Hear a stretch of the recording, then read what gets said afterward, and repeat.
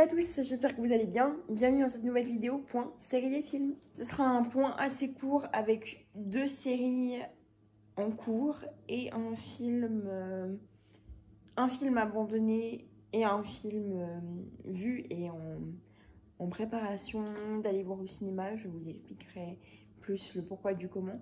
On va commencer donc par les deux séries en cours.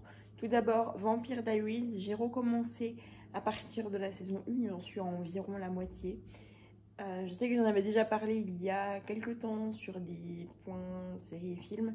J'avais dit que j'en parlerais quand je serais un peu plus avancée. Puis après, j'ai fait une tellement longue pause que du coup, ça m'a un peu entre guillemets obligée, mais c'est pas du tout une obligation dans le mauvais sens du terme, en tout cas pas pour moi, de recommencer cette série que j'aime toujours autant avec nos deux séduisants, Stephen et Damon, les deux frères vampires, au milieu entre lesquels Elena Gilbert se retrouve. Il y a toujours autant de magie que ce que j'ai de là où je m'étais arrêtée. Quand j'entends par magie, j'entends magie au niveau du plaisir que c'est de regarder, tout simplement une magie visuelle.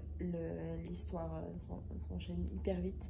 Il y a de plus en plus de nouvelles créatures qui arrivent. Là, on est plus axé sur les sorcières, mais il y a de plus en plus de nouveaux vampires qui arrivent. C'est aussi axé sur les sorcières.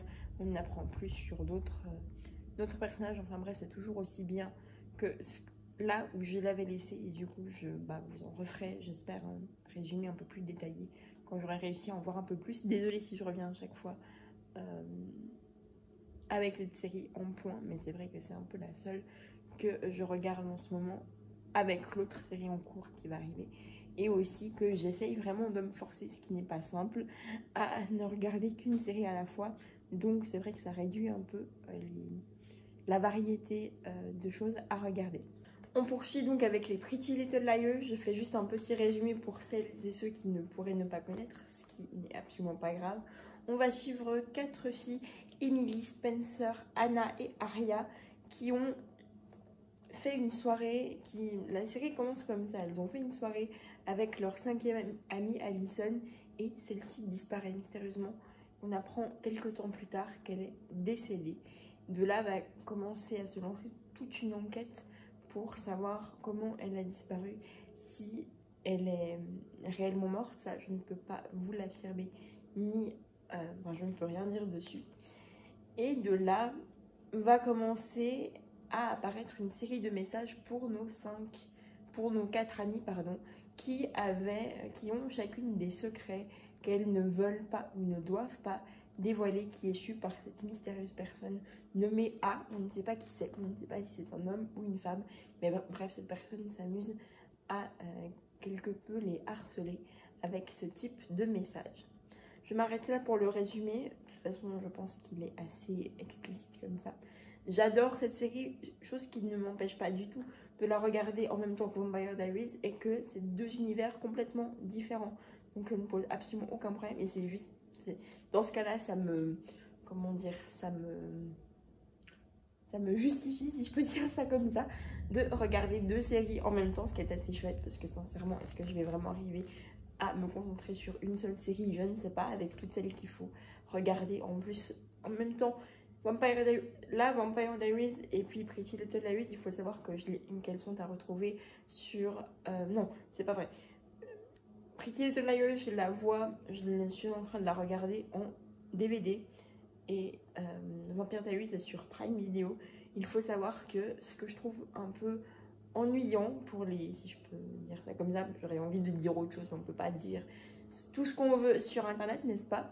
Il faut savoir que les séries Netflix, ce qui m'embête un peu comparé à Prime ou Disney+, les séries Netflix, au bout d'un certain temps, disparaissent, qu'on ait eu le temps de les finir, de les regarder ou pas. Et je trouve que c'est assez...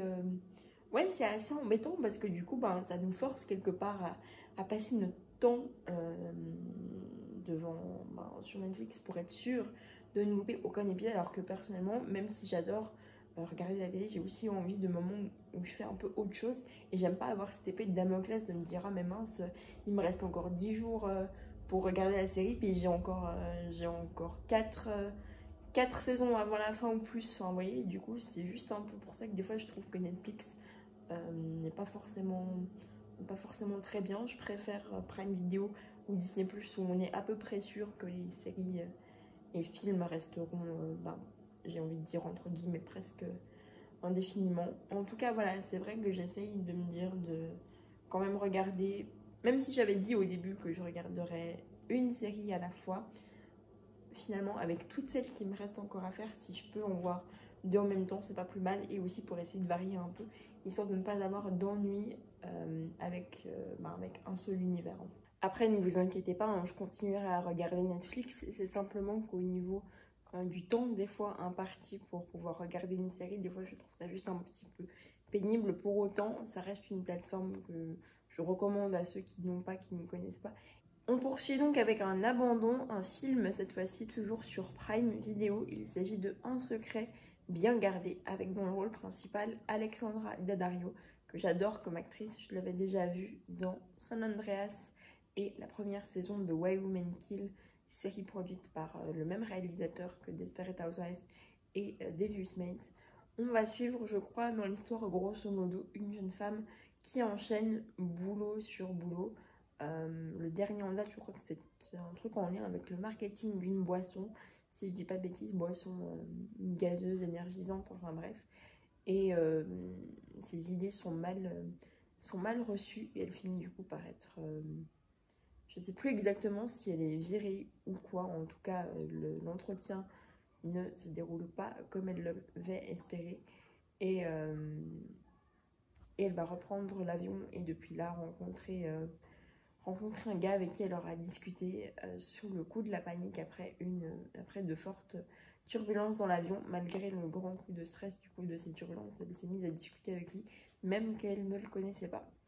Je suis désolée pour le résumé qui a l'air un peu brouillon. Il est vrai que j'ai pas forcément pris le temps de bien lire le résumé, d'autant plus que j'ai dû regarder peut-être les 10 premières minutes du film sans plus, parce que j'ai trouvé mal joué, pas forcément de la part d'Alexandra Daddario, mais je sais pas, au niveau de certains dialogues de son copain,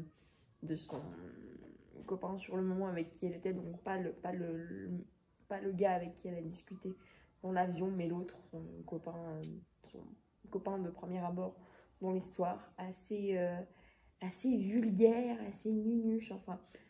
Je sais pas, j'ai pas réussi du tout à accrocher sur ce film. Je m'étais dit, ça a l'air sympa, ça va me changer un peu une comédie romantique. Et en plus avec une actrice que j'aime bien. Mais ça a pas du tout été ça a été un flop total pour moi. Donc je l'ai abandonné. Et voilà, je sais pas trop quoi en dire de plus. Mais voilà, comme ça vous saurez si vous tombez dessus par hasard. Faites-vous en votre propre avis. Comme je dis chaque fois, que ce soit pour un film, une série ou un livre, mon avis reste personnel. Il se peut très bien que ce soit des côtés qui ne dérangent pas ou outre mesure à d'autres personnes. En tout cas, avec moi, ça ne l'a pas fait. Et voilà. Et le dernier film pour cette vidéo, série-film, il s'agit de Captain Marvel, à retrouver cette fois-ci sur Disney+, vu que c'est un Marvel. Cette fois-ci, c'est pas un coup de cœur, mais un film que j'ai beaucoup apprécié. On va suivre donc l'histoire de Captain Marvel. Je sais pas trop comment vous en dire plus sans trop spoiler et tout, mais en tout cas, elle va devoir